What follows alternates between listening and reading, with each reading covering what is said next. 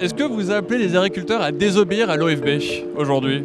J'appelle à ce qu'on supprime l'OFB. Du coup, monsieur Zemmour, Oui. vous appelez à la vous appelez à la dissolution de l'OFB ou pas? Oh là là là là là là. Je veux simplement que ces gens-là arrêtent de harceler les agriculteurs. C'est tout. Voilà.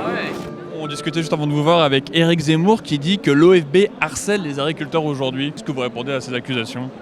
Mais ça, c'est factuellement faux. On passe en moyenne une fois tous les 120 ans sur une exploitation agricole pour un contrôle administratif. Une fois tous les 120 ans, on ne peut pas dire que c'est du harcèlement administratif. Aujourd'hui, il y a un gros débat sur le port d'armes des agents de l'OFB. Beaucoup de gens à droite sont opposés à ce port d'armes. Vous, c'est quoi votre position là-dessus? Alors d'abord, il faut d'abord repréciser que l'OFB ne contrôle pas que des agriculteurs. Les agriculteurs, c'est 6% de nos contrôles. Ça veut donc dire que 94% de nos contrôles sont d'autres gens, et notamment beaucoup des chasseurs. Et donc on contrôle plus de 45 000 personnes armées qui sont des chasseurs. On fait du contrôle anti-braconnage, on fait du contrôle sur les trafics d'espèces, de civelles, d'oiseaux, de chardonnerets. Et là, vous vous retrouvez dans des situations qui peuvent être dangereuses.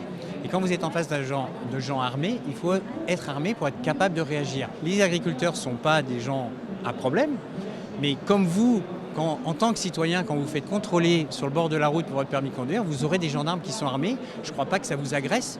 Et bien donc c'est pareil pour le reste du monde. Qu'est-ce que vous répondez à François Bayrou qui parle d'humiliation lorsque des agents armés de l'OFB viennent contrôler des agriculteurs? Quand les inspecteurs de la biodiversité viennent avec une arme à la ceinture dans une ferme déjà mise à cran par la crise, c'est une humiliation.